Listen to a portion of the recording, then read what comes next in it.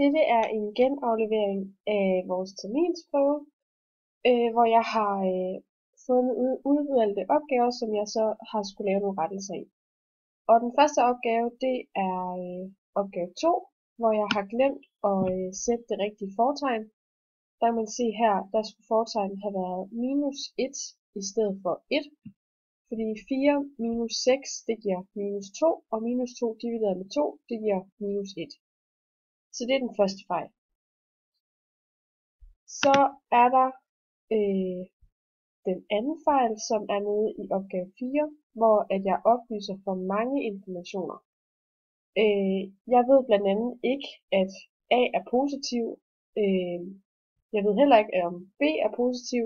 Jeg ved faktisk kun, at C er 9, så derfor skal C også skære på y-aksen i 9.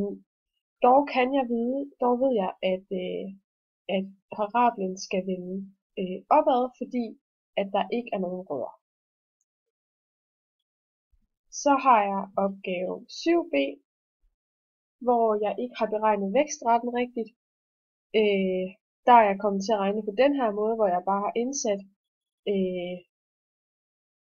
1,4 på x's plads, og så har jeg fået et forkert resultat egentlig. Og der skulle jeg have regnet den ved at bruge procentmodellen, hvor at man siger fy er lige med fx i a'ene. Fordi den vokser procent, når det er en potensligning.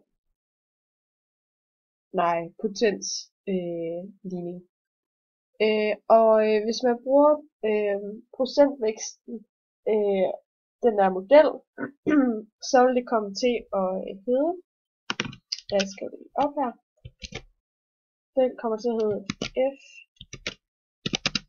y er lige med i a'ene.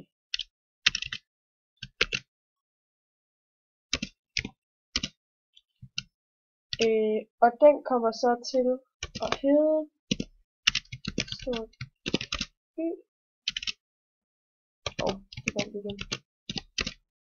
lige med 1,4, fordi det er vores vækst, i 0,6.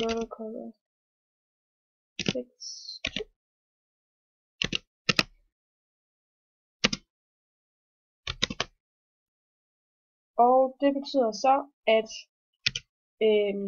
tilvæksten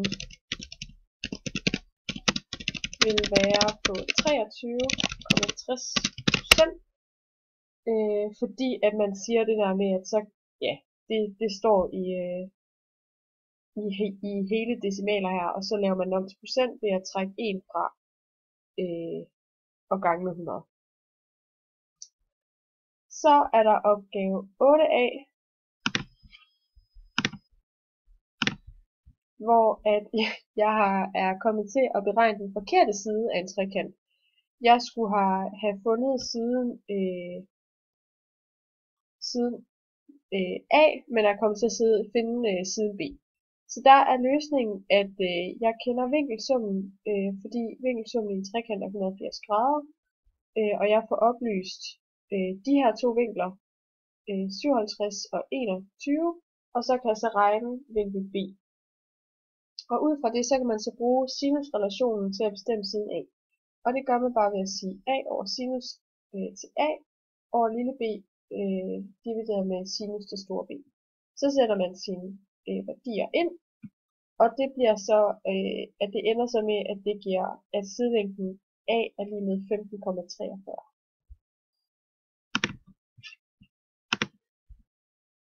Så har jeg opgave 10, hvor jeg har brugt den forkerte udregning. Jeg har egentlig fået det rigtige resultat, men jeg har bare regnet det på den forkerte måde. Og der kan man så gøre det på den måde, i stedet for at, fordi jeg ved, at gennemsnitsvæksten stiger med 0,28 kg om året, det betyder så, at f af x lige med 0,28x, fordi det er det, den stiger hvert år. Så udregningen for vægtforøgelsen efter 4 år ser sådan her ud. Så x er lige med, fordi det er x, jeg gerne vil finde. Det er antal år. lige med 4,0 divideret med 0,28, og det giver så 14,28. Det betyder altså, at der er gået 14,28 år, før gennemsnitsvægten er steget med 4 kilo. Så har jeg opgave 11a, og der er fejlen, at jeg ikke har lavet opgaven. Og i den her opgave, der skal jeg bare der skal jeg finde den forventede fordeling af ventetid med udgangspunkt i en stikprøve. Og stikprøven den består i alt af 500 opkald, og så kan jeg udregne de forventede værdier med hjælp fra de procentsatser, som er blevet opgivet i opgaven. Og det gør man ved at sige det hele tal, altså hele stikprøven, ganget med den procentsats i decimaler. Og det giver så de forventede tal, de forventede værdier herude. Og det gør man så bare lige for alle ens observationer. Og så kan man lige hernede tjekke, om de forventede værdier giver 500 ved at putte dem sammen, og det passer sammen. Så er der opgave 12a og b, hvor jeg har brugt GeoGebra til terminsprøven, men jeg skulle i stedet for have brugt WordMath. Og når man bruger WordMath, så gør man det ved at sige, at en funktion f er bestemt ved, og så har de defineret funktionen. Så skal man differentiere funktionen, og det kan jeg gøre meget simpelt ved at bare at skrive f-mærke x og trykke alt b, så kommer den selv frem med, hvad den differentierede. Det skal jeg ikke skrive hernede.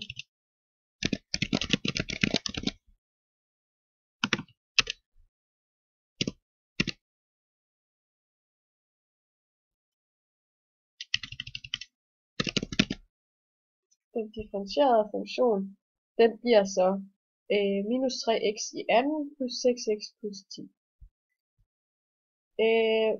Så kan man også bestemme ligningen for tangenten til et bestemt punkt, som er 2, efter 2.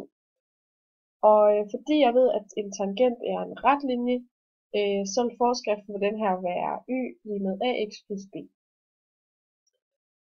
Og jeg får at vide, at x er lige med 2, og y er lige med efter 2, som så bliver til 24. Og så kan jeg udregne handlingskoefficienten ved hjælp af den differentierede funktion, ved bare at skrive f mærke 2, og det giver så 10, så a er lige med 10, og så kan jeg bestemme begyndelsesværdien b ved hjælp af den her udregning, som er b lige med y minus ax.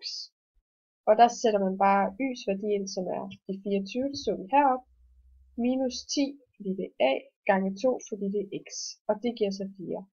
Dermed bliver tangentens stigning y lige med 10x plus 4. Det var mine rettelser.